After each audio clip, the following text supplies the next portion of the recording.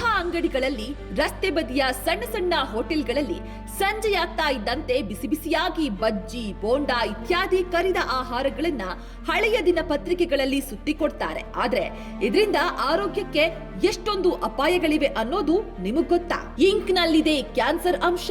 ಪತ್ರಿಕೆಗಳಲ್ಲಿ ಮುದ್ರಣಶಾಹಿ, ರಾಸಾಯನಿಕಗಳು, ವರ್ಣದ್ರವ್ಯಗಳು ಸೇರ್ಪಡೆಯಾಗಿರುತ್ತೆ. ಇವು ಆಹಾರದೊಂದಿಗೆ, ಅದರಲ್ಲಿಯೂ ಕರಿದ ತಿಂಡಿ, ಬಿಸಿ ಆಹಾರ ಪದಾರ್ಥಗಳೊಂದಿಗೆ ಬೆರೆತಾಗ ಶಾಯಿ ಅವುಗಳೊಂದಿಗೆ ಬೆರೆಯುತ್ತೆ.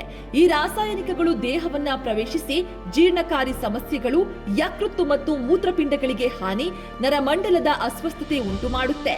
ಅಷ್ಟು ಮಾತ್ರವಲ್ಲ, ಇದು ರೋಗ ನಿರೋಧಕ ಶಕ್ತಿಯನ್ನು ಕೂಡ ಕುಂಠಿತಗೊಳಿಸಬಹುದು. ಅದಲ್ಲದೆ ಪತ್ರಿಕೆಗಳ ಮುದ್ರಣಕ್ಕೆ ಬಳಸುವ ಇಂಕ್ ಕ್ಯಾನ್ಸರ್ ಕಾರಕವಾಗಿದೆ.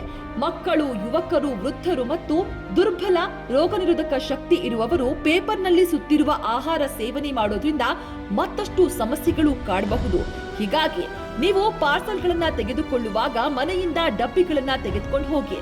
ತಟ್ಟೆಗಳಲ್ಲಿ ಆಹಾರವನ್ನ ಬಡಿಸಿ ಅಥವಾ ಬಾಳೆ ಎಲೆ ಉಪಯೋಗಿಸಿ. ಇವು ಆರೋಗ್ಯಕ್ಕೂ ಮತ್ತು ಪರಿಸರಕ್ಕೂ ಪ್ರಯೋಜನಕಾರಿ.